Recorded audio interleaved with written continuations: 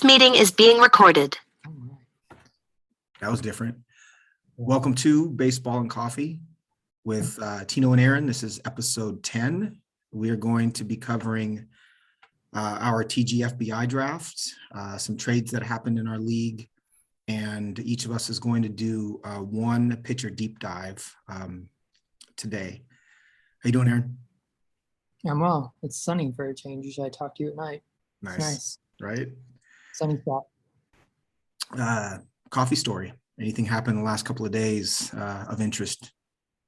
Yeah, I did have some interest. We were brewing coffee at work, and we had a Nicaragua Maracatera, which is a hybrid coffee varietal. And a couple of people were asking me, like, what's this like? And I was really talking it up. And then they brewed it on a traditional basket brewer, and everyone was really underwhelmed. That's funny.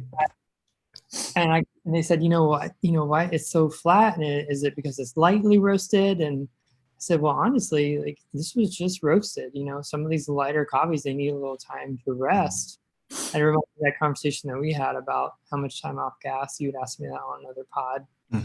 Just reinforce some of those conversations we've had of, like, some of those little details matter. Right. Because usually the Maracaturas are just really bright, really nice acidity, really crisp.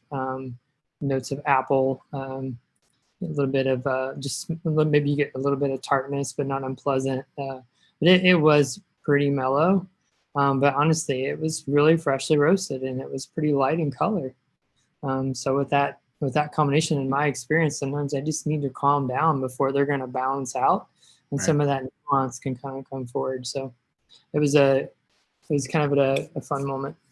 That's funny. That's reminds me of having conversations about coffee going with people who aren't in coffee, about coffee going bad or not liking a particular, making a judgment about a particular coffee that they used to like but don't like anymore, and thinking that there was something different or wrong with it.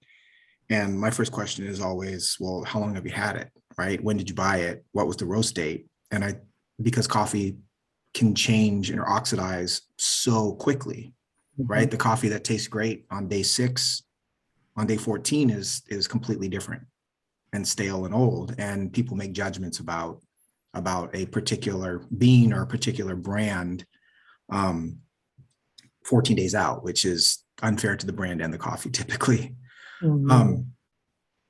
So my question for you is, do you have since it's starting to warm up a little bit, do you like toddy? And if you do, what's the process, and what's your favorite region to make iced coffee? So by toddy, do you mean cold brew? I do. Okay. Yeah, I don't have a toddy brand cold brew maker. What I do have is very pretty rudimentary. It's like a big bell jar, and then a filter, a very fine metal filter that kind of sits on in the middle. So I have a recipe where I'll just fill that middle cone with really coarse coffee and fill it up with water. It was actually a gift from one of my partners when I was a manager, and it makes a nice cold brew. Nice. I tend to like African coffees in the cold brew. I also really like Colombia. It's really chocolatey. I mean, all of the cold brews get chocolatey. I think that's one of the qualities about that I like. But yeah, African coffee is nothing too fruity. Something more balanced, like a Rwanda. I wouldn't do it probably like Kenya or anything, but yeah, definitely East Africa and in Colombia would be my favorite coffees to brew that way.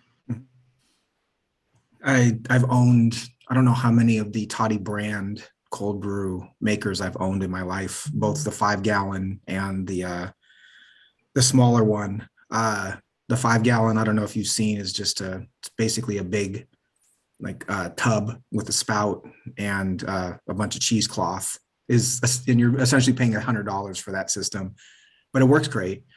My favorite is, what was that? Sounds like a huge mess to clean up. Right. It was a huge mess.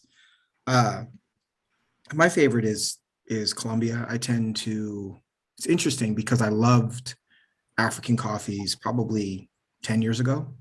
They were what were most prized for me. I loved, really kind of lightly roasted, Kenya and some of the Ethiopias. And I still love Kenyan coffee. But I tend, I guess as my palate changes, I tend to enjoy a little bit less citrus, and especially with toddy or iced coffee or cold brew, I really enjoy anything with lots of chocolate and caramel, and sometimes a little bit of nuttiness or Yeah. walnut is also fun. So Columbia has been kind of my go-to.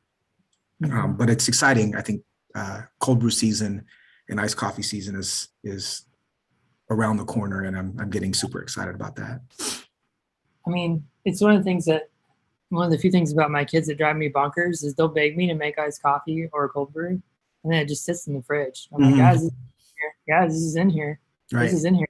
Right. Because I only drink like, maybe this much of that at a time. Right. I'm not a fan of cold coffee, so when it's fresh, I'll have maybe one or two, but I make it for them because they asked me to. Hey, Dad, will you make cold brew? Right. Sure. And it just sits in there. And it's rocket fuel. Oh, so speaking of kids, Malia, my older daughter, is 19, and she plays softball for St. Martin's University, which is just outside of Olympia, Washington, and she was Player of the Week in the first 2 weeks of the conference. She's 5'2", plays either left field or first base, left-handed, bats left, but she had 4 home runs in the first 2 weeks, and has just been killing it, which is super, super cool. So go Malia. Congratulations. Super proud.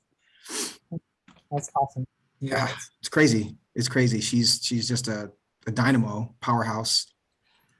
So moving on, we had a couple of trades that I think were interesting in the last, 10 days to 2 weeks. The first one to discuss, Matt, who's been on the podcast before, traded Alec Bohm and a 2023 round 8, which for our purposes is a round 23, to Brandon for a 2023 round 3. So essentially it was Brandon taking a shot on the potential of Alec Bohm and giving him the opportunity to dig a little bit more into Bohm and decide whether he wants to keep him or not. What do you think it is that Brandon saw in Alec Bohm, and how much of a Brandon Young trade was this? Yeah, it comes, sometimes it's, we talked last time about pitching orgs, and from Cleveland or Tampa does something, you pay attention. I think sometimes in this league that we have, getting to know some of the owners and what their strengths are. A player like Brandon, like as you shared, is very data driven. Mm-hmm.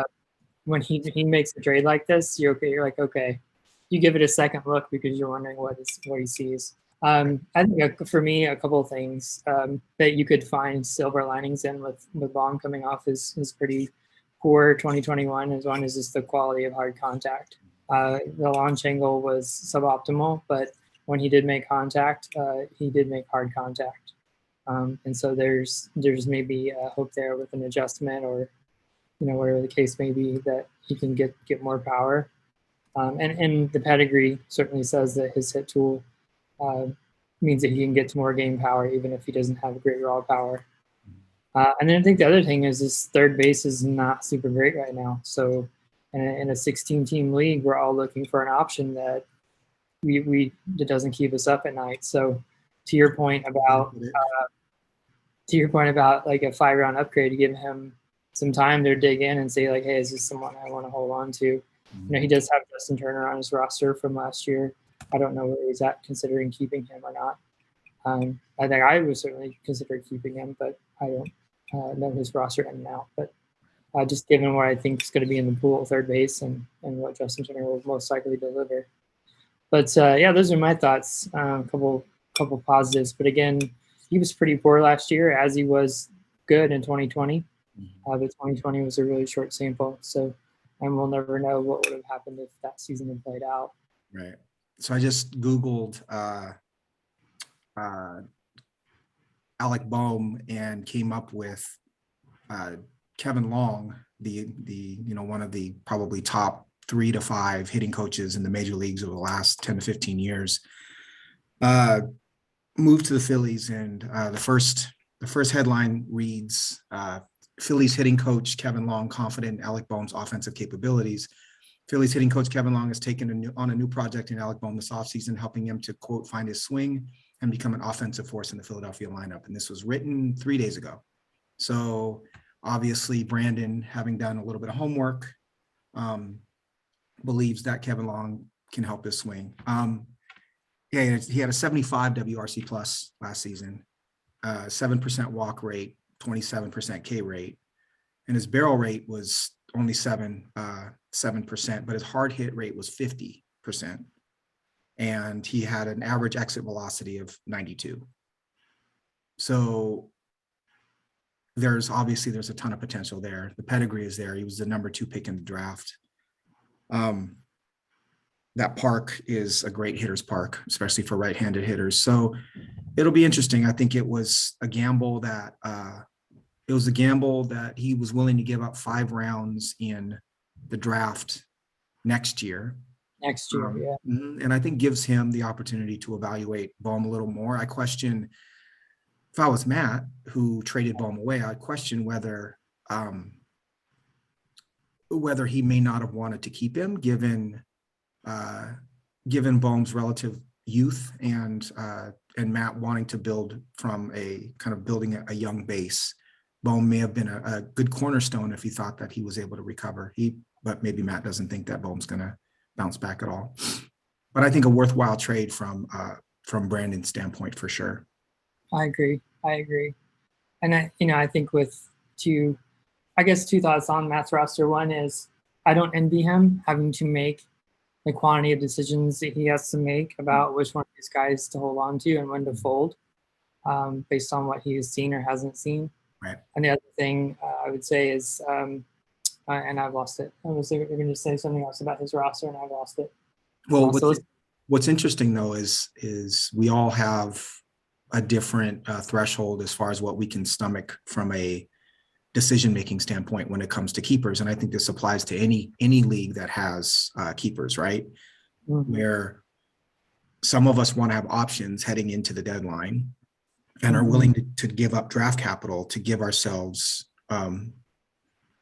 more options, but also to give ourselves time to see how that player's development plays out through spring training or over the offseason. And so someone like Matt, I think, is willing to have 18, 19, even 20 players that he's considering leading up to that deadline. Whereas I think you and I are closer to the other end of the spectrum, where I would prefer, if I'm not in contention, I would prefer to trade away any asset that I have from maybe players 16 or 17 to 30, and then not leave myself a ton of decision-making going into the keeper period.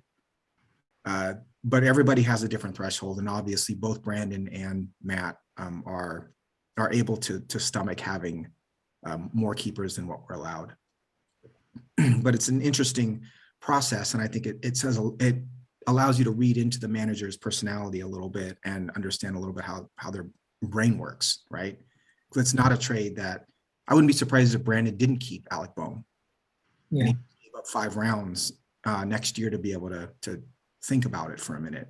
Yeah. The second trade is Matt traded Akil Baddoo and a 2023 round 15, which is a pick at the very last round of the draft, for a 2023 round 8. Essentially, he wasn't keeping Baddoo, so he decided to deal him for a pick upgrade next year. So this is more about whether we think Akil Baddoo is a outfield keeper in a 16-team league. Well, I mean, I would presume the position of this podcast, based on our discussion about Field 3, is that we think he is. Mm-hmm. And so my question would be, is that enough of a price? Did he get enough of a return? Like a 7-round upgrade to a round 8. Yeah, I favor the Baddoo part of that trade. Mm-hmm. I think if he didn't have other offers and he felt like this was the one offer he was going to get for Akil Baddoo, I understand just taking whatever you can get. But for a potential 2020 outfielder, and I think in our league, a championship team outfield 3, right? I think we're in agreement that that's kind of where he falls. Yeah. It's a pretty light price to pay. Badu has some risk. He has some, he's a strong side platoon guy at worst, but Mhm. he's proven that 450 plate appearances, 500 plate appearances, he's going to put up good counting stats. At least homers, runs, and steals. I agree. And in our conversation about him was really eye-opening. I think the way I looked at him, some things you guys shared about him, as well as some of the data that I found about his performance, especially the second half after he kind of bottomed out, and just keeping in context of how long it had been since he played, competitive baseball, and keeping that in mind, keeping his performance in mind in light of that, just I think got me a little bit more invigorated about his potential and his talent, and his drive. To make him successful. So I guess I'm kind of at a high point with where I value him. Right. He's a guy that I would like to have on my team. We'll talk about my outfield 3 trade in a little bit here, but I don't think it was a bad trade on either end, really. If Matt felt like he wasn't going to get any other offers for Badu, you might as well take what you're going to get instead of just cutting him when the keeper deadline comes around. Next trade is we've got 2 more. I traded Miguel Vargas, the corner infield prospect for the Dodgers, and round 15s, which are the last round of the draft in both 2022 and 23, to Matt for a 2022 round 7 and a 2023 round 8. The motive for this trade was that I traded for Tommy Pham and no longer had space to keep Miguel Vargas. It was not an indictment of Vargas's skill. I think he'll end up this season probably a top 20 prospect, maybe even a top 10 prospect if he really does hit for the Dodgers. And I love the Dodgers organization and their ability to kind of understand and acquire talent. But at this point in time, I didn't have the space to keep him. I would have had to cut Hunter Green or Nick Gonzalez in order to keep Vargas. And so I decided to deal him and get what I could. Well, I'm not thrilled that you have more picks in the 7-8 range. I'll just say that. It's actually round 5 where all my picks are. Oh, I'm looking at the sheet and it says you gave up an 8, you gave up a 5 for an 8, and then you got back a 7 and an 8. So I thought you were paying out of some of those 5s. Right. The 5s I care about less because I'm not picking around there. Right. So the other trade that I made was I traded a 2022 round 5 for Tommy Pham and a 2022 round 8. This is a similar trade to the Badu trade in that the player that had Pham, I believe, wasn't going to keep him or had another keeper that he was considering as well. The funny part was that he listened to our Outfield 3 podcast, and after listening to the podcast, put Tommy Pham on his trade block, assuming that I would make an offer, and I in fact did. I'm offended because he evidently listened to episode 2 where I had him in my tier 2. And I didn't get any offers. No, I'm just kidding, Ken. It's funny. The other thing is, so the thought process for me around trading for Pham, even though he doesn't have a team as of now, we talked about his I guess strengths and his opportunities a couple podcasts ago. But from a team construction standpoint, we start 3 outfielders, and I have Acuna and Buxton as my outfield 1, 2. And I have a round 1 pick, but then my next picks are in round 5. And so I do have Julio Rodriguez on the way, and obviously he'll become a part of my outfield sooner rather than later. But what I could have gotten in round 5 as my outfield 3 was not going to be better than Tommy Pham, at least from my evaluations. So I thought that it would be worth it to give up that round 5 pick in order to acquire what I consider to be a solid outfield 3. And I have the ability, I think, to absorb some of his warts in order to get, double-digit steals and double-digit homers out of that position, which is what I was looking for. Do you have any thoughts on the trade? I mean, I like it. My jokes about your picks aside, I think I made my feelings about Pham known. I think he's a really good baseball player and delivers in a lot of the ways that I value and are valuable for fantasy. Mhm. I realize as well. I didn't really comment on the Vargas trade. I just don't really know how to value bat first prospects who don't really have a defensive home, especially in a team like the Dodgers. So I just don't know what to think about that. Right. Just because I don't know how to value him. Yeah, I like the Pham deal. That was going to be my question. That was my only question is I envision you having three outfielders. So what role did Tommy play? But when you say it like that, it makes more sense. Maybe I thought you had more outfielders than you do. The other I guess consideration in trading for him is I try to have an outfielder as my utility player because errors are a hitting category for us, and which is kind of a wild card. And I think I have a love-hate relationship with that category. Yeah. Sometimes I don't like it because we value it as much as we do home runs or some of the other important ones. Yeah. But from a roster construction standpoint, I do think it rewards the managers who have some sort of thought process around the errors category. And so to have an outfielder in that utility spot is a huge advantage, right? Or to have a DH in the utility spot can be a huge advantage based on our league construction. And so if Julio comes up and hits and Tommy Pham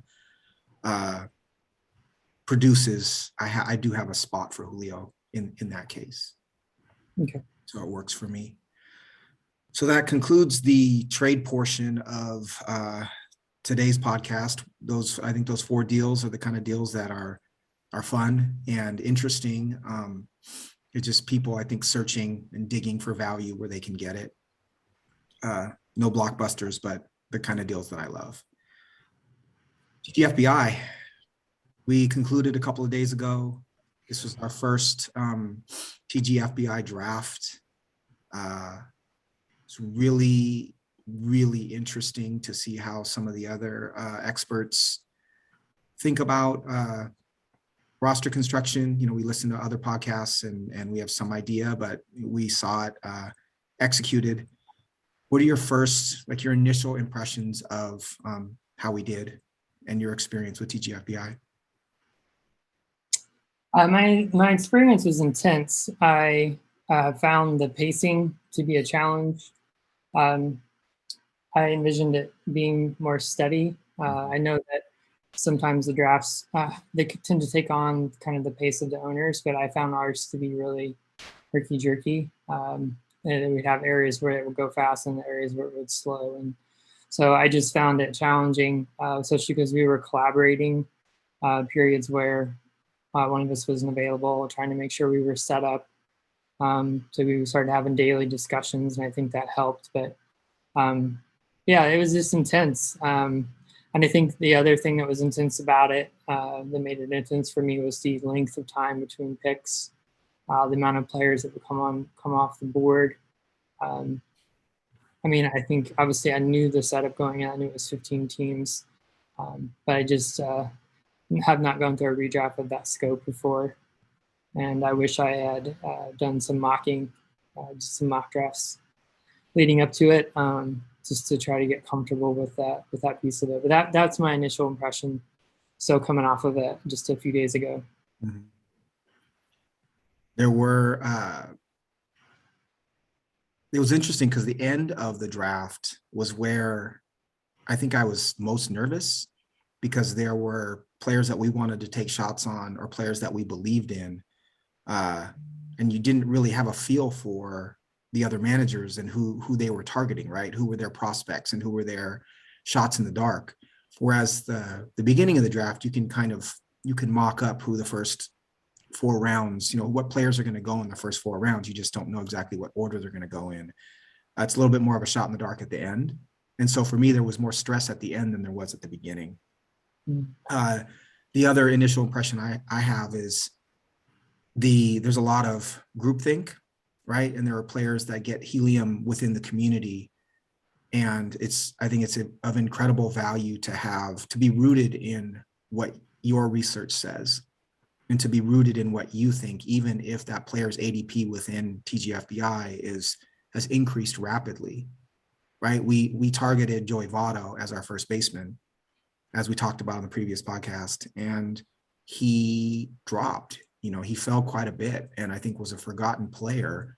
But everything that we've said about Votto as far as his adjustments last year said to us that he should have been valued much, much higher than he was. So he enabled us to look at other positions first because how he fell on, I think, other teams' draft boards.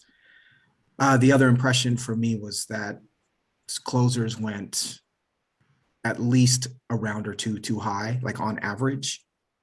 And that allowed us to build a really strong starting pitching staff. I think before taking closer, whereas most other teams were constructed where the starters and the relievers were kind of picked simultaneously. Mm.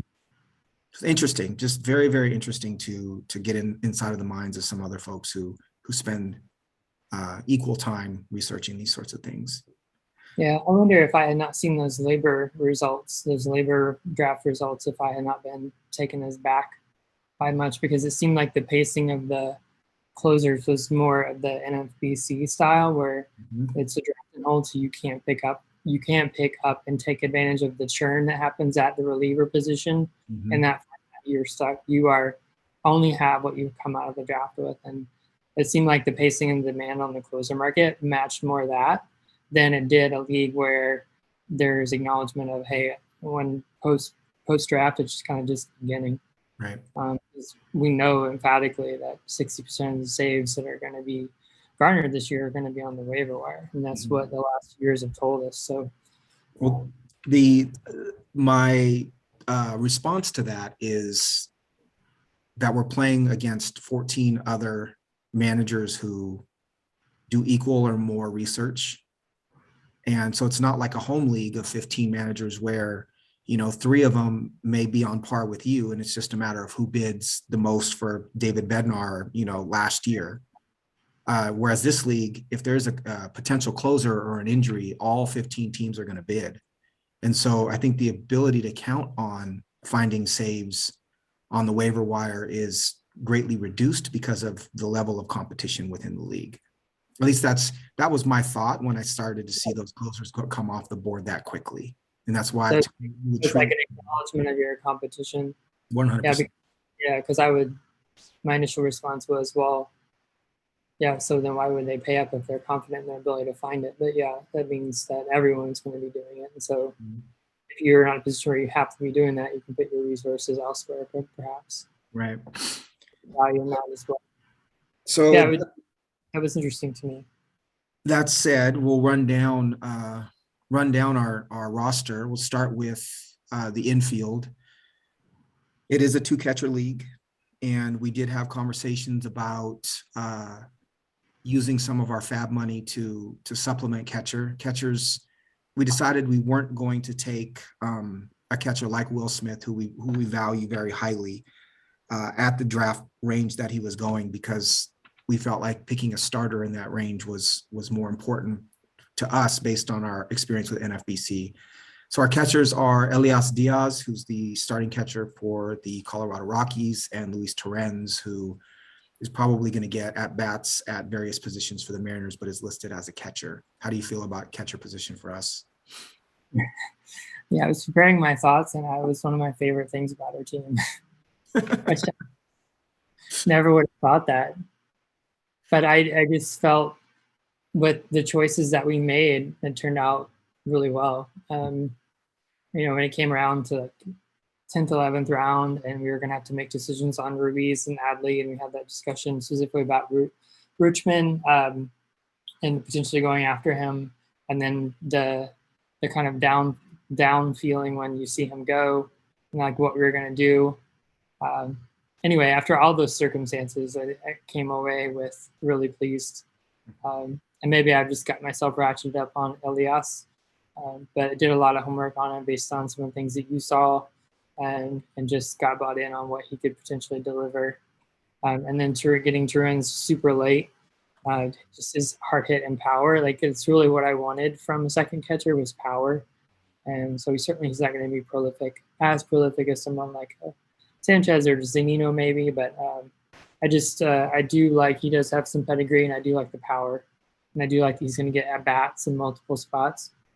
I looked at his batting position and positions in general last year in his game log on Fangraphs, and he was consistently in the 5 to 7 range in their lineup, and was at 4 different positions. So I know that they have more talent coming, and it's continue to kind of shift and mix of their talent as they bring people up, and that they're not certainly not opposed to making moves. And it certainly seems like he has a path to at bats, and if he's a productive.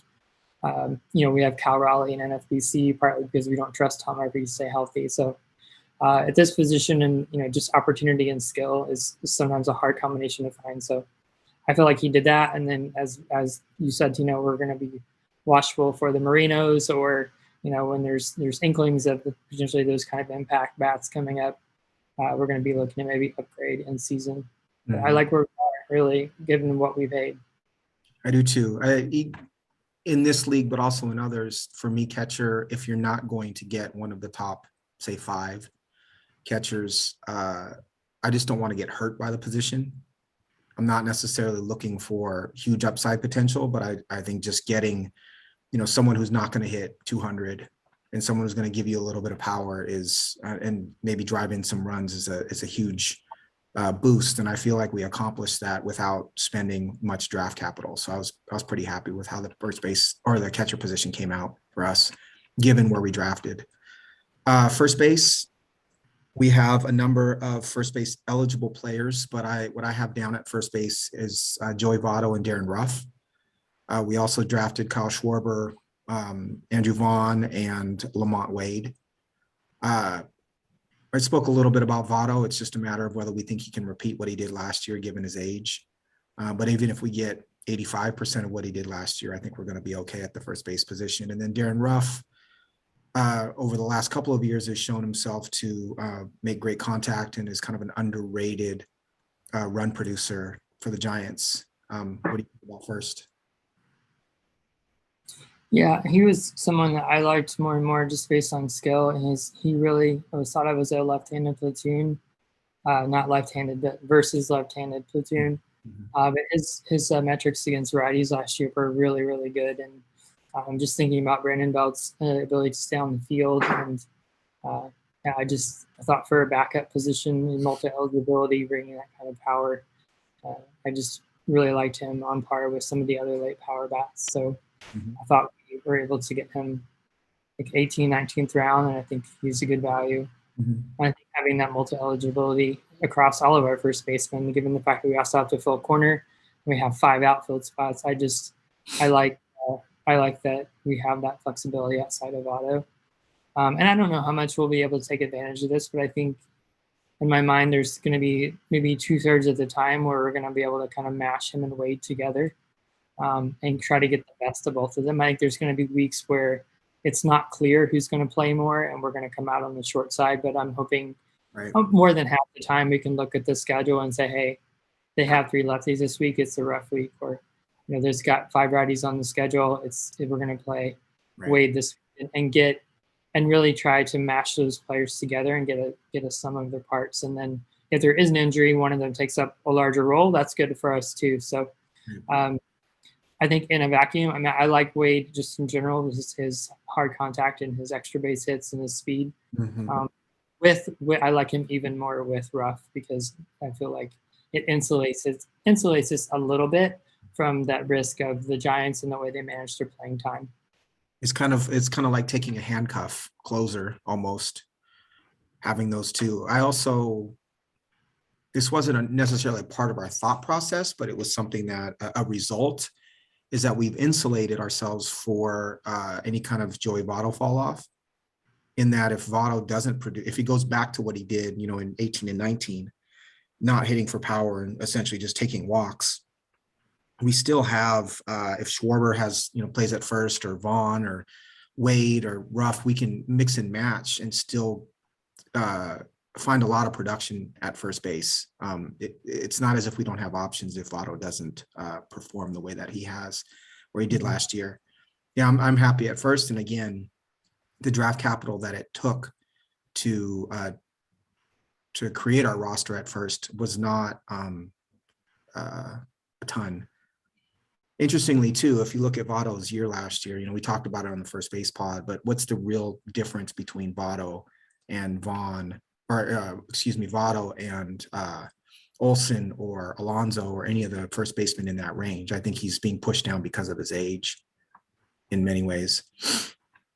So second base, Ketel Marte, Gavin Lux, and then Kim from the Padres. I think that's all that we have that are eligible at second. How happy were you to get Ketel Marte? I was thrilled. I've never been able to roster him. Mhm. I really love him as a hitter. I'm not super excited about tuning into Diamondbacks games, but I'm going to have a vested stake in his at bats now.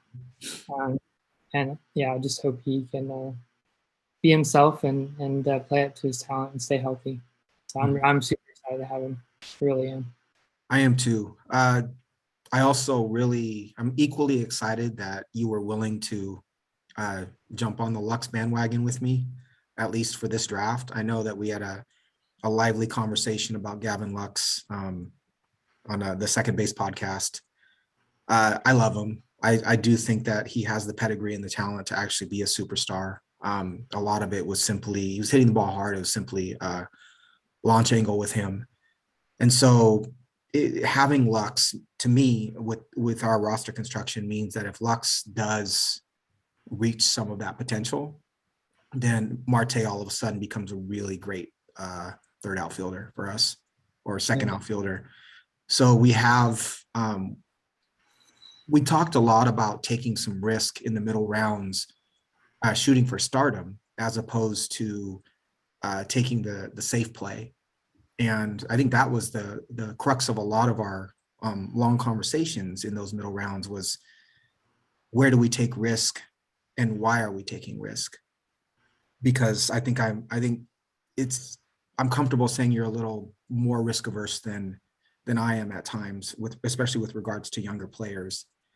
And I think we came to a really nice middle ground as far as taking some risk on young players, and Lux was a good example of that. I assume that you were comfortable with it because you knew that he was going to get 400 to 500 plate appearances, whether he actually performed or not, and that was what made him comfortable for you.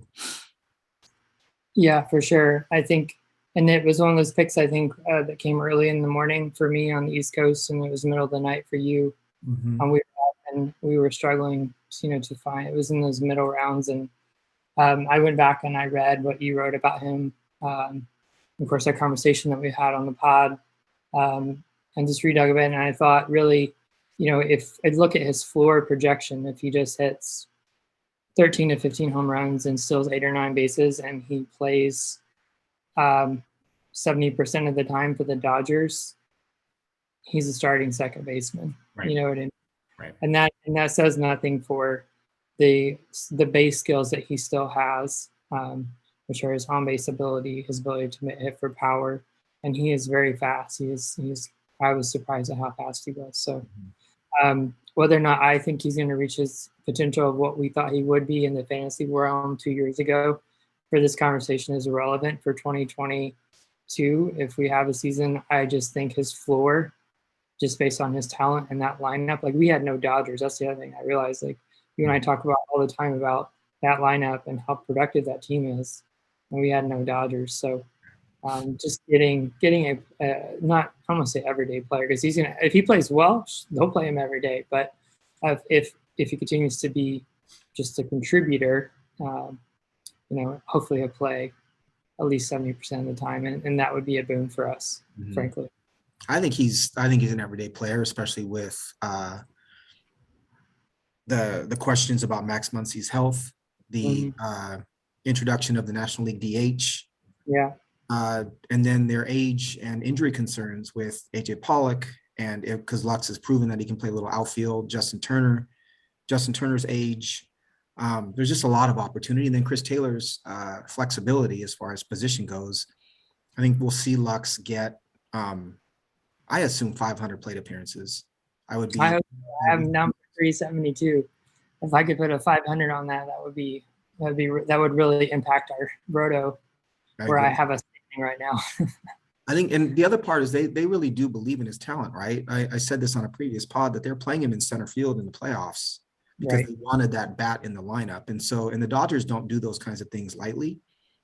And so I believe in their ability to evaluate. And if they believe in him, I think it's a good investment for us. Third base, we took Manny Machado in round 2. That was the 20th pick overall in the draft. We don't have much of a backup plan at third. Is Kim eligible at third? He is, right? Yeah. So Second. He would be our backup plan at third base. You spoke a little bit on the previous pod about taking Machado and the opportunity to roster him. He's a metronome. He's going to play 145, 150 games, going to hit 30 home runs. It's going to give us 100 RBIs, 90 plus runs. Again, the only variable with him, I think, is whether he steals 8 to 10 bases or not. But super excited to have him. I don't think about him much being on our team. He's just kind of there, even though he was a second round pick, but we're pretty lucky to have him. I think he's the rock. He is.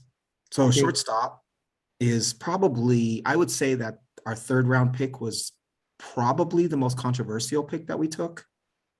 We took Francisco Lindor in the third round and backed him up at short with O'Neal Cruz. What is it that, we talked a little bit about the debate between Lindor and Bogaerts. How are you feeling about the Lindor pick now after the draft? I still felt like it's the right pick. It was, again, we talked already about knowing that we were targeting Votto and what were we giving up by passing up the premier first baseman there. And the SPs we talked about last time about what we got with Nola. So we could have taken an SP there. And then I think probably Lindor and Xander both would have been gone by the time we would have taken that Nola pick. So, even with the early speed that we tried to focus on, I have us at 101 steals, which is 17 short of our goal. So if we hadn't taken Lindor there, we'd probably be almost 30 steals short of our goal. For sure. So, he at least gets us in range, and I really value him as a hitter and placement in the lineup in terms of hitting up there. So I think he was the right pick for us. And looking back again and looking at where we are with steals, knowing that we were able to secure Votto and seeing that we got Nola to start our pitching staff, I really do feel that it was the right pick, and I'm excited about it. So I'm interested in your process with O'Neal Cruz, because we picked him, I don't remember which round, but we picked him pretty high. He was one of the first younger players to come off the board. And he doesn't necessarily fit. He does fit your prospect framework in that he's probably going to break camp with the team this year. But what was it that you saw in Cruz that made you willing to agree on taking him as high as we did? I think it was the lack of floor at the position. I was looking middle and, infield and middle, and we had taken Schwarber as that second outfielder, and we had really built out our pitching staff. But I just felt that we just had a hole in the kind of up the middle, and wanting to secure some potential impact with that spot. And we really hadn't taken any risks to that point in terms of injury risk. You could say that Verlander is a risk. I don't really see it that way. He's far enough removed from surgery, and his track record from coming back from stuff like that is pretty peerless. But you could make an argument, I guess, that there's some risk there. But I don't think the Astros would have given him $22 million after his workout if he didn't look like himself. And again, he's far enough removed from that injury. Yeah, that was my thinking, that there was really no floor at the position. So I was willing to go to the ceiling because there was no, I guess, safe is the right word, option to go with. That was my thinking of like, hey, we have not taken any risks. We have a player who has power, speed, who is close to the major. So the playing time wouldn't be as volatile, hopefully, as some of the younger players who might come later. and he really could potentially impact us in terms of an overall or something. If he really hits, he could be a difference maker. Right. And if he just has a 240, 12-10 season, that's still pretty useful too. Right. Uh, We were pretty, I just pulled up the draft, and we were pretty conservative as far as our draft goes. We picked him round 14. And up to that point in time, I think the only real risk you could say we took was taking Dylan Cease in round 5. And then even though he was a 200 strikeout pitcher last year, and then taking Camilo Doval round 11, we just needed to take a closer at that point. We don't know that his job is 100% secure, but really O'Neal Cruz was our first big shot at stardom. And we had taken Marcus Stroman previously, which gave us 5 solid starters. If I remember right, taking Cruz for us the conversation was, are we just trying to put together a good team, or are we trying to win this thing? And so on picking O'Neal Cruz is that we're trying to win this thing pick. And because we were conservative in our first 13 picks, it allowed us to take that chance. People talk about him as an Aaron Judge at shortstop almost, because he's 6'7".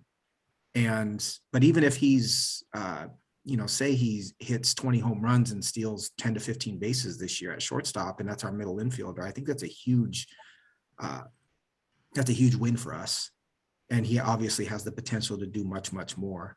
He also may have outfield eligibility this year if they decide to put him in right field, like they've talked about. And that would also give us some opportunity if he's probably a better outfield 5 prospect than some of the others that we have. So I was super happy to get him. And Lindor you just have to believe in talent. I think that all the craziness in New York last year, his contract, the expectation, adjusting to the New York media and New York fans after being in Cleveland, I think the pressure got to him a bit.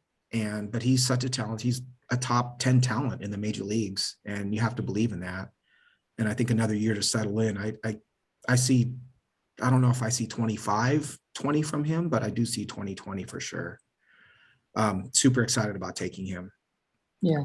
Last thing I'll say on O'Neal is I think certainly your assessment of my approach is pretty spot on. I'm not going to besmirch that, but I think looking at where he went, I have him projected as like basically a $0 player, so not negative but not positive. Mm-hmm. And looking around there, and the players that were going around there, he really wasn't at risk from a value perspective. He was at a place where, again, if you look at his baseline projection, which is 468 plate appearances, which I don't think is unrealistic given that he played in the high minors last year for a good part of the year. They have him at 245, 14 and 10. Mm-hmm. And again, like if you're gonna bank that sub 250 average, 14 and 10 power and speed, like that's your floor. We could easily get that at another position, but that other position or other player doesn't come with this ceiling. And I think that's what led me to throw him out there, is saying like, hey, what about this? So were you looking at BAT-X when you 14 and 10? So his steamer is actually 21 home runs and 14 steals and a 281 batting average and an 800 plus OPS. That's steamer. Oh, wow. Okay. So I think that there's tremendous upside potential. The one shortstop that went after O'Neal Cruz when I was just looking that caught my eye was Brandon Crawford went in the next round. So Andres Jimenez went in the next round, Jonathan VR, Brandon Crawford. Looks like that is it with shortstops the next couple of rounds. But so if Crawford is the one we're comparing him to, Crawford had a great year last year. And, for sure. If you could guarantee that he was going to produce that same stat line in 2022, then I would say that Crawford is probably the right pick in that situation. But I don't know that he will. That was his career year, and I think he was 33 last year, if I'm not mistaken. And Cruz gives us a different, another step or two above as far as upside goes. And so in looking back, I do really believe in that pick, and I'm super excited to have a share of him. I don't own him anywhere else And he's a player that I'm looking for an excuse to watch next year. Let's put it that way. And I do have him in our starting lineup on my sheet. And with that, we're exceeding our batting average. So that backs up what I had said about us being able to absorb his floor and take on that ceiling. Right. So our outfield is Ronald Acuna, we picked in the first round. We talked about that at 111. Kyle Schwarber, Andrew Vaughn, Julio Rodriguez, Lamont Wade Jr., and Brandon Marsh. Ketel Marte and Darren Ruff also have outfield eligibility, and Gavin Lux may down the road. I think he will, definitively. That was one of the reasons I liked him as well. Because we were struggling to find outfielders at that point. And I thought, well, we could, for getting out of the draft, you have to post a legal lineup. You can flip Marte, but knowing that Lux will get that eventually as well. Right. Seems like kind of like an outfielder, even though he was a second baseman in the draft. Right. How are you feeling about our outfield? I'm good. I really regret the Schwarber pick. I think back of our conversation on that, only because we have Vaughn. And we got Vaughn later. I mean, Vaughn's projected for 21 home runs and Schwarber 34. So that's not insignificant. But I look at our outfielder, and it seems really power heavy, and which is not necessarily a bad thing. So what would you have wanted to do instead of Schwarber? I was trying to be prepared to answer that question, knowing that you probably would ask me when I expressed my reservation. But I looked at the draft board. It's kind of hard for me to muddle through it and see. But yeah, I just it didn't feel great at the time. I think it's the one pick where my heart really got involved, just because I just like him so much. And at the time, I thought really need to secure power, because we had taken some pitchers in a row, and the power. But having the benefit of looking back on it and how the draft rolled out, there was power to be had later. And I had fear of losing out on the power, and just liked his profile best of the profile hitters, and we just wanted to secure that. And I think, again, looking back, we could have taken a more balanced player there, and maybe someone who contributes more across the board, and gotten the power later.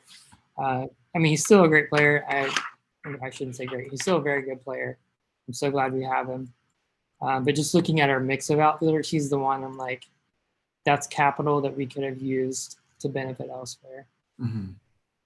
So I'm trying to remember our conversation with Schwarber and who else we were debating in the outfield. The next round, let's see, Rhys Hoskins, Trent Grisham, Jesse Winker. We took Votto the next round. Let's see, Jared Kelnick, Mitch Haniger, Akil Baddoo, Franmil Reyes, Lourdes Gurriel, Avisail Garcia. I'm assuming you would have preferred to maybe take more of a Avisail Garcia or Grisham or Baddoo, who's going to give us a bit more steals and balance. Is that the argument? I think so. Yeah, something in that realm, or maybe a different position altogether. But sure. Yeah, so I completely, I'm on the other end of the spectrum. I disagree. I'm really excited to have Schwarber as our outfield two. I think there's another level for him to reach, both with power and average. He has a better hit tool than I think people realize. And he's got such a discerning eye. Much of his production in 2022, I think, is both park and lineup dependent, and we don't know where he's going to be. So there's some risk in drafting him. But Kyle Schwarber he's in his prime, and from a team construction standpoint, I don't think you can go wrong continuing to pick OPS and power. I just think steals are important, average is important, but everything kind of centers around having RBIs and power and being in the middle of a lineup, and Schwarber is going to do that. I think there's another level for him to reach. Right now, I would consider him an above average major leaguer, but I think he can be a great major leaguer in the right context. So for me, that was the right pick there. And when I look at the outfielders that went after him, like Grisham and Avisel Garcia and Badu and Haniger, if I was to put any of those in the outfield 2 position instead of Schwarber, I would feel much less comfortable about our team. So for me, I'm really happy with that pick. That was actually one of my, I think, safest and most comfortable picks, was picking Schwarber where we did, especially given the fact that we got Votto in the next round, and he was somebody we were considering in the round that we took Schwarber. The rest of the outfield, Andrew Vaughn, Julio Rodriguez, Lamont Wade Jr., and Brandon Marsh. None of those are players that we really feel like we can write in permanent ink their production for 2022. Obviously, we need at least 2 and maybe 3 of them to perform well. Vaughn is one who was great against left-handers, has really great batted ball metrics, but really struggled against right-handed pitching last year. We talked a bit about him in previous pods, and I think he's a player that was worth the risk where we took him. He will get 450 to 500 plate appearances this year and has first base eligibility. Lamont Wade Jr. is kind of a fantasy baseball expert darling right now. He's definitely a double-digit home run and double-digit steal guy. And if he, I think, has the potential to take another step, we could see him as 25-15 maybe next year. I've heard a lot of bold predictions, seeing him to become more of an above average regular than just an average bit player. And then Brandon Marsh, same thing, great pedigree. We know that the Angels want him to be a star. He's one of their building blocks, and I think he's going to have all the opportunity to be able to play and see what he can do. Doesn't make me feel comfortable about the back end of our outfield, but I think they were risks that were worth taking where we did. And then Julio, I don't need to talk anymore about Julio. The debate between us is interesting because as we talked about when to pick him and why to pick him, the conversation was about how confident are we in him getting 300, 400 plate appearances this year. Do you have any additional thoughts with Julio, given that we're a couple of days past the draft? I don't. I mean, looking at, was following along as you were going through our picks, and we took Wade and Marsh after Julio. I think if I had known at the time when we made that pick that would be the case, my anxiety would have been significantly lessened. But we were able to take him. He was our, at that point, outfield 4 after Vaughn. And so I think that's what I had said to you. I had kind of relented. I had pushed back on taking him sooner, because I felt like we had other things we had to address, and we didn't have Vaughn at that time. But then once we got that outfield 3 secured, I felt like we were okay to step out. And then again, not knowing at the time, but knowing now that we're able to get Wade and Marsh. Marsh was just, personally my favorite. I shouldn't say favorite, my preferred option in that sort of speed range, knowing that we needed to bring some speed with that 5th outfield spot. He was my first choice. So I'm really thrilled to get him. That's kind of where I am with Julio. I think I equate the Julio pick to the O'Neal Cruz pick, in that if we want to win this league, we had to take a couple of shots at stardom. And those were, if we're going to take 2 shots at stardom, those 2 are 2 of the first, maybe 3 or 4 that I would have looked at. And so I was really happy that we were able to get those 2. The only thing about our outfield that really makes me nervous is I think that Lamont Wade was a bit of a pop-up prospect. He didn't really make it with the Twins. And so last year's production was not something that was predicted by many. And so counting on the same or a little bit of growth the next year is not always the smart way to go. His metrics said that I think he's gonna replicate what he did last year, but there is a little bit of risk involved with him. And then to see, I think counting on both Rodriguez and Marsh is foolhardy. I think we can expect one of them to perform well, but maybe not both. Both will be a bonus. Yeah. But overall, I really do like our offense a lot. I think that we were very balanced in our approach. I don't think that any of these picks were panic picks at all. We were pretty steady as far as watching the draft board and trying to find value where we could. Like everyone else, we could use a little bit more speed, but I think we're going to be okay. And we gave ourselves a little bit of upside potential as well with some of the younger players that we picked. Yeah. Super excited about the offense. Yeah, it's with oh crap, what was I going to say? With Wade. Oh yeah, Wade. I think I would have more pause about what you said about the career year aspect if it wasn't team wide. I know that that's not about him, but it just the way that all the we just spoke about Brandon Crawford, Darren Ruff, Brandon Belt, Buster Posey, just every single player elevated their game to the point where, to me, it speaks of a systematic approach to rest, recovery, tools, giving them information, optimizing their performance. To me, it just can't be an accident that everyone, to a man on that team, played some of their best baseball. So that just gives me a little more reassurance that that there is something behind the performance, and it's not just batted ball luck or just a spike of a good season. Certainly there is risk that he will take a step back. Before we move on, I wanted to share, I calculated where we stand with our categories real quick before we move to pitching. Is that okay? Are you there, Tino? Yep. Before we move on to pitching, I just wanted to share real quick where we stand with our categories. Yeah. So I had projected based on a competitive league of this size, industry league, what we would need to finish in the top 25% of all of our categories. So we are 85 runs short of our run goal, 104 RBIs, 2 home runs, 17 steals. We are exceeding our batting average goal by 2.5 points. And we're about 840 at bats short of what I calculated we might need. All that said, despite those shortages, so we're looking really good on power.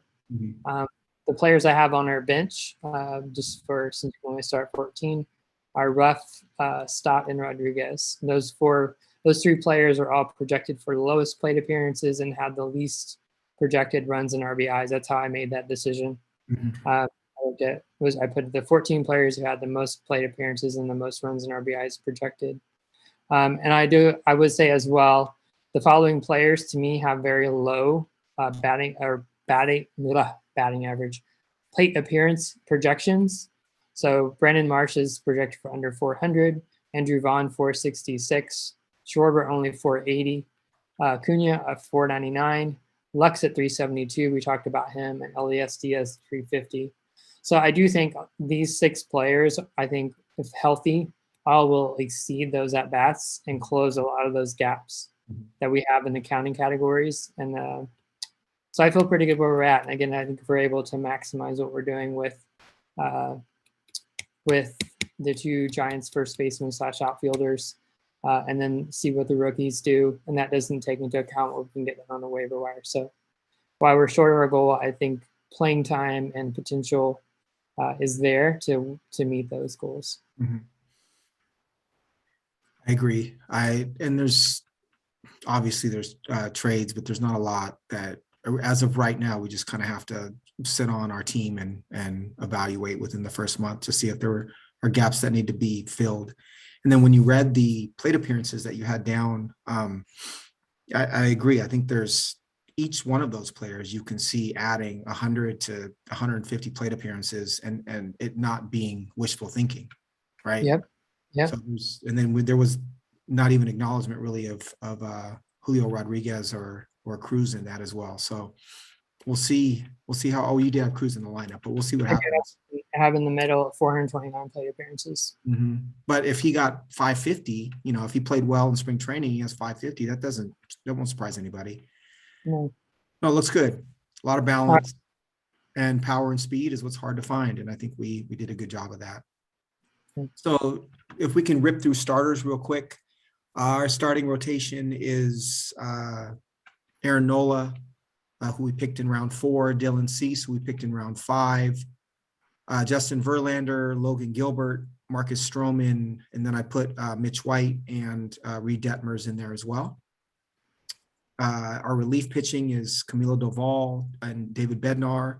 Those are the two that we believe have closer positions pretty solidly locked up. And then Paul Sewald, Chad Green, Nate Pearson, and Garrett Crochet behind them. There is some, if Pearson starts, which he may, that's a gamble on his 100-mile-an-hour fastball and talent. We could also see him in the bullpen, which I think would give us some good ratios and some strikeouts. What's your first kind of overall impression about our pitching? Yeah, I'm well, there are many reasons I hope we have a season, but playing with this pitching staff is one of them. Yeah.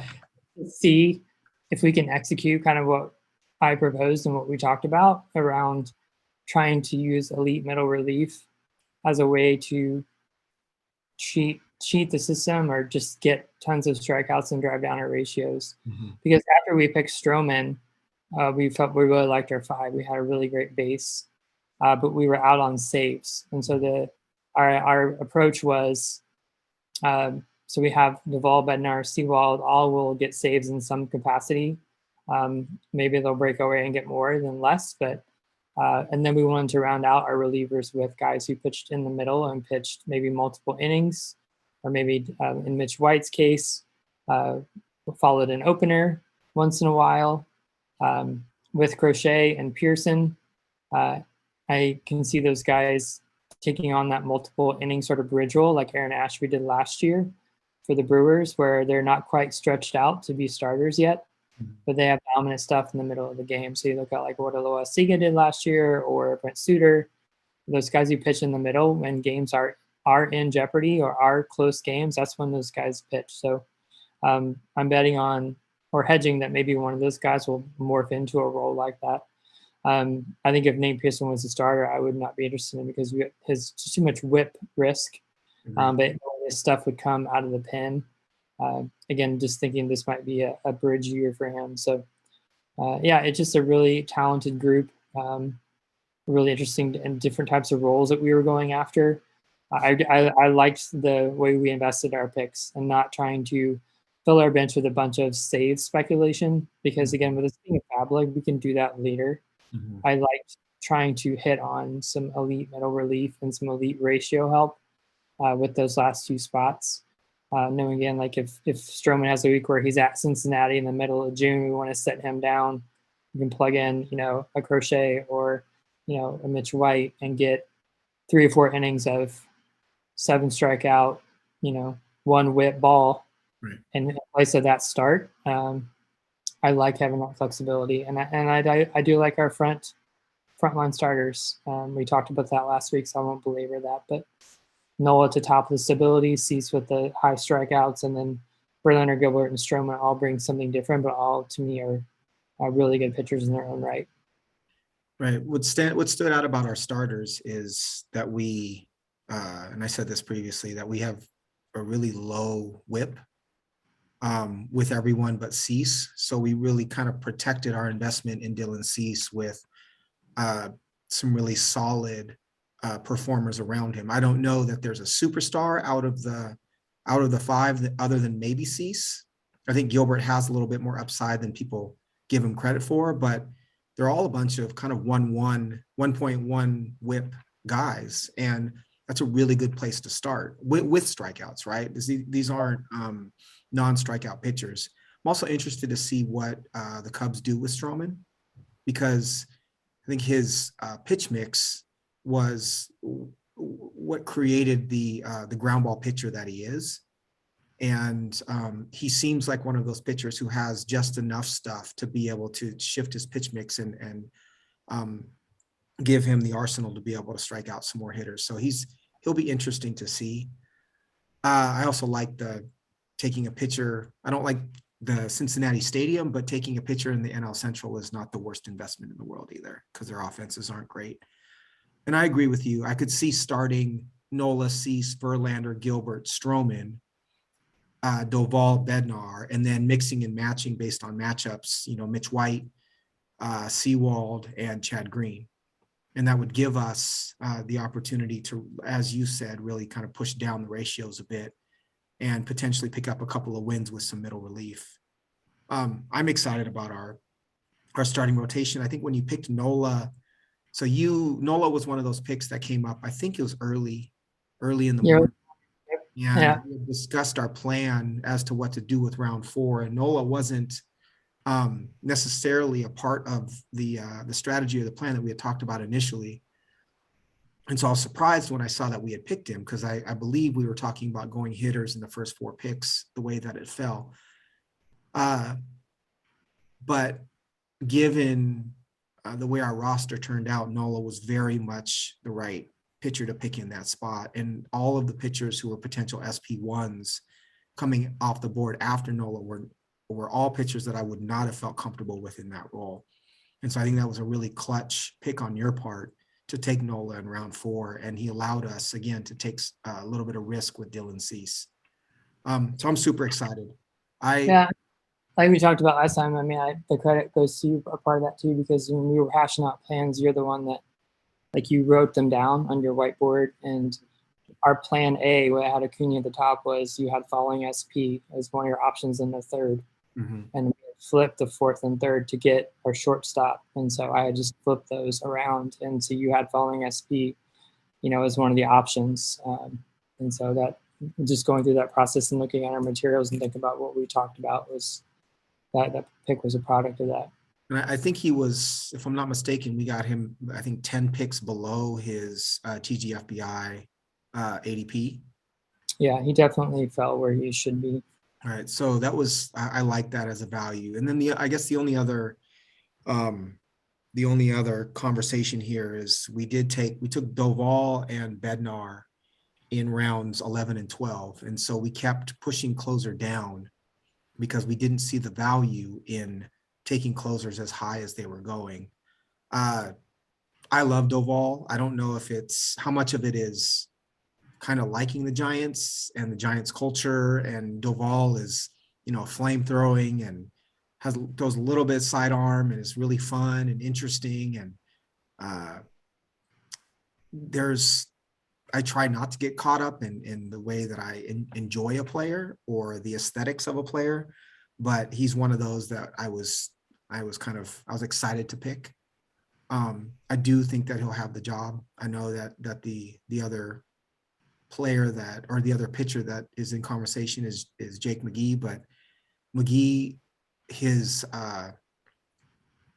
one of those players whose pitch metrics changed a lot when baseball cracked down on substances or the sticky stuff.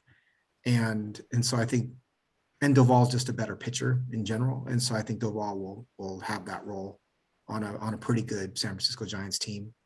And Bednar is, we had debated Bednar and Stratton and who was going to close in our NFBC draft. I do think that Stratton is a threat to Bednar, but Bednar's stuff reads closer. The other question is, how many games will he actually have to close out in Pittsburgh? That's a whole nother debate. And then Seawald should give us, I think Seawald should give us probably 8 to 10 saves at minimum in the Seattle bullpen. I love our pitching staff. It's not a beautiful pitching staff. It's not the kind of dominant pitching staff that that people want. We certainly didn't go pocket aces in the first 2 rounds. But I think we leaned on our research, and we leaned on our belief in Dylan Cease and kind of built around that. So I'm super happy. I think both our pitching and our hitting kind of falls in that that balanced approach where we were pretty calculated and consistent as far as trying to stick to our board and our beliefs. And this team reflects, what we think is going to happen. I look at our draft board and I don't see one emotional pick in the entire draft.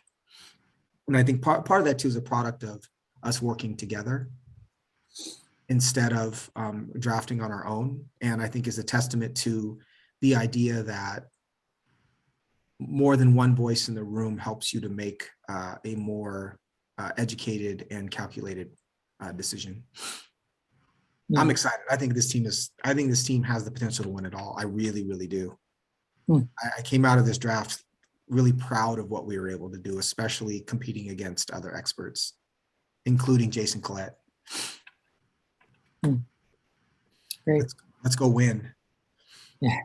Right. So we're gonna do deep dives, and then can we skip open forum today? I need to get some rest. Yeah, absolutely, 100%. So we are going to start a feature of the podcast for the next couple of weeks as we cover pitchers. We're each going to do a pitcher deep dive each podcast, just to really dig into one pitcher that's either interesting or we think there's some underlying potential success. Who is your first pitcher deep dive? So I decided to dig into Reed Detmers. My interest in Reed Detmers, he is on the roster that we just talked about. He was our 6th starting pitcher. We had really stayed out of the starting pitcher market for quite some time and trying to find another source of innings that had some potential and would still fit our construct in terms of strikeouts and things like that.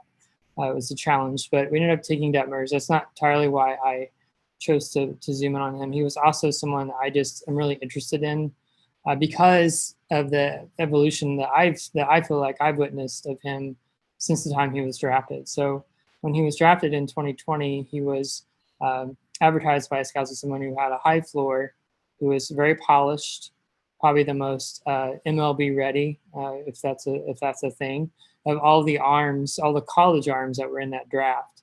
And there was even speculation at the time that the Angels might bring him up late in the season to pitch out of the bullpen. Mm-hmm. That didn't happen, and it was kind of ironic because we actually did see that happen, but it was Garrett Crochet who actually came up and pitched for the White Sox late in the season and flashed his arm. So that didn't happen.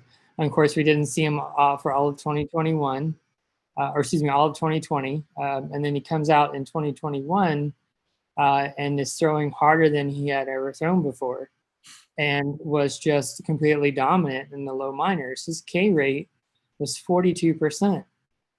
And his K minus BB was 34.6, and he was throwing in the mid 90s. And that, to me, completely changed the sort of high floor, medium level prospect that he was thrown as, or was kind of not thrown, but that's the way he was portrayed, certainly in the fantasy community and by Fangraphs and the scouts that we look to try to understand what these players have to offer. Because when you throw that kind of velocity with the mix of breaking pitches that he has, to me, it really elevated his potential much higher. So I started to pay attention to him much more than I had previously. So the Angels did end up calling him up after he had a 2-level season, a AAA and AA, again, where he was just, there's no other word to call it. He was dominant. Mm-hmm. He overwhelmed minor league hitters. And I would also say that he did that in an environment where one of the trends that we saw last year was minor league hitting was far ahead of minor league pitching. Mm-hmm. Guys who were posting quite ridiculous, very strong production in the minors, and they would come up to the majors and they would really struggle. And there was this repeating question of why is this happening?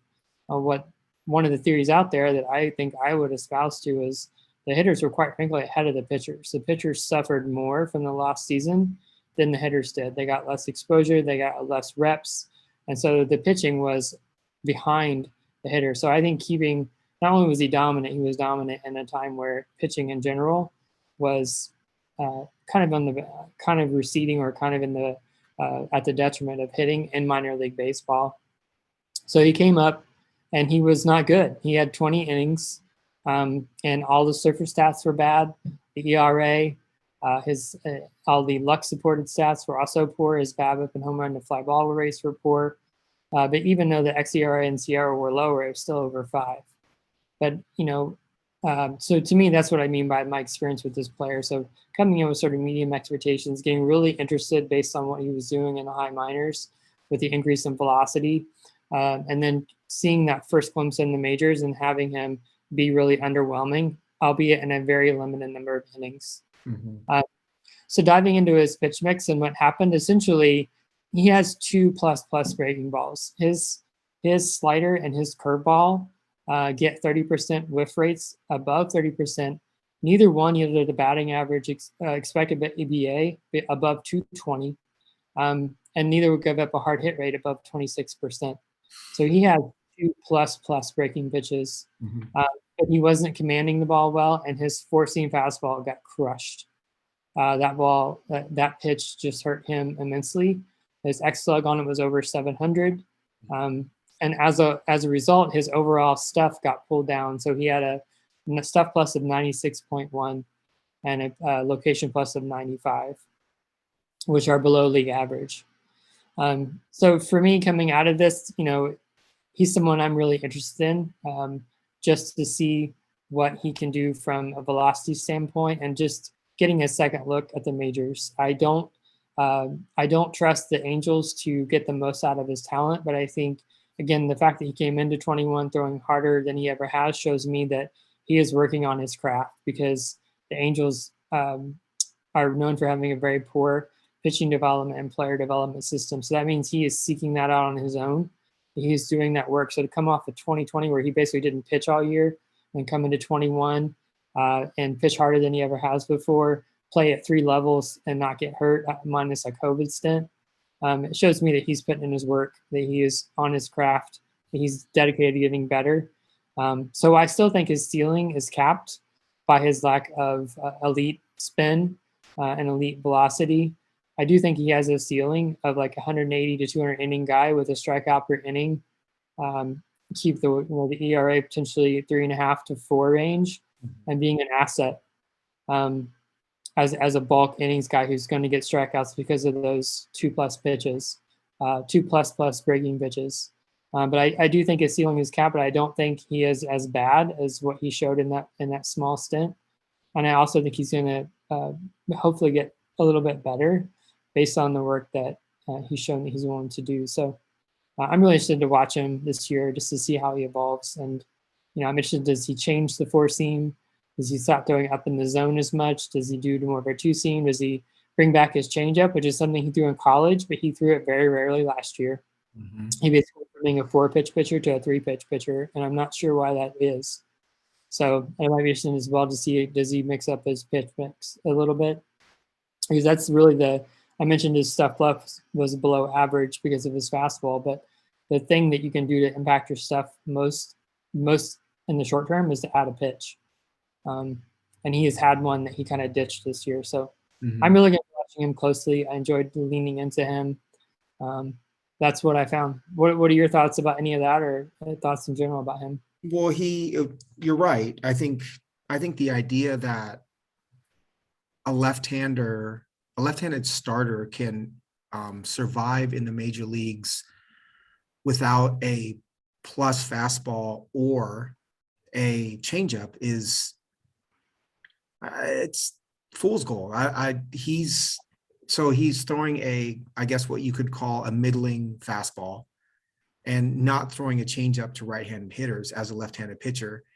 It's not a recipe for success. He either has to have plus velocity or he has to throw that changeup more. And in a limited sample, as you said, he only threw his changeup 4.7% of the time last year. Right? His 4-seamer, he threw 40% of the time. His curveball, 26% of the time. Unless you're Robbie Ray, that mix doesn't really work.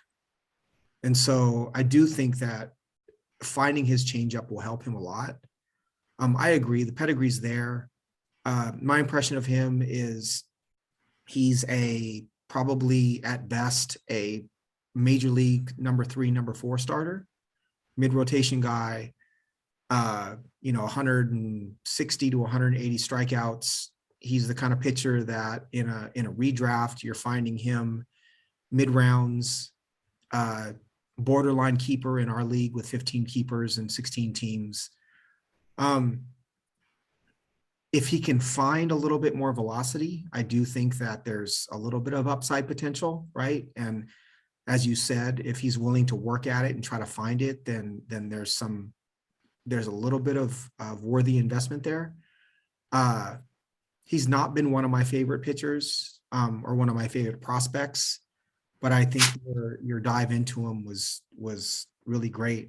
I learned a ton from it. And I am interested to see what happens with him. One note to add with minor leaguers last year is that because of all of the COVID protocols, we saw a lot of those pitchers in double and triple A actually come to the majors to cover for the pitchers who were out. And so that was also one of the reasons why pitching really suffered in the minor leagues, was you saw pitchers that typically would not have been in the majors be in the majors. Detmers is interesting. I admittedly have to try to get past my AL West bias in not liking Angels players in general because I'm a Mariners fan. Detmers is someone who I didn't pay a ton of attention to because I saw him as a low ceiling, high floor starter who is valuable to a major league staff, but not necessarily valuable in fantasy. But as you said, if his velocity is increased, I do think there's reason to watch him. So my pitcher that I dove into to learn a little bit more about was Logan Gilbert. I knew what I walked in knowing that he was a mid-first round pick, Mariners, top 5 prospect coming into last year. Stetson University, low whip, good control, threw hard, kind of what Jerry Dipoto has been looking for in his young pitchers over the last couple of years. But that's about all. I hadn't dove into him at this level until wanting to do it for this exercise. And I learned a ton. It was super fun. So he's 24, he's 6'6", long levered, pitched 3 years at Stetson, which is a small college in Florida, was undrafted out of college or out of high school, and pitched really well, but at a lower college level. But he really popped in the Cape Cod League in 2017, was an all-star there. He throws mid-90s fastball, a slider with a tight break, but a little bit less break than your league average slider. His changeup has a lot of sink and a lot of fade to lefties, above average movement. He doesn't throw it as much as I think maybe he should. And then he's got a slow curve that averaged 75 miles an hour last year and has less movement. It's a 1-7 curve. It has a little bit less movement than your typical curveball, but he got incredible results. So he threw 119 in the third innings last year. He struck out more than a batter per inning. He walked 2.1 batters per 9, which is really good control. Strikeout pitcher. Left on base percent was 68%. League average is somewhere yearly, typically is somewhere around 75% or so. So he got a little bit unlucky in terms of stranding runners. He's a pretty extreme fly ball pitcher. He only surrendered ground balls on 32% of the time last year, which serves him well in Safeco, T-Mobile Park. I'll always call it Safeco. So basically, he's a pitcher with good stuff. I wouldn't say great stuff, who pitches to his park, is going to strike out a decent amount of batters, isn't going to walk many. So if you're thinking in terms of wins, he's like maybe a 12 to 15 win pitcher per year who might pop. He's a major league number 2, number 3 starter. He doesn't induce a ton of chase. He was 31st percentile last year in chase rate, and he's a low spin pitcher as well. So what I found is that he he had the fifth best run value as far as fastballs go in the major leagues last year. His fastball is an incredibly effective pitch.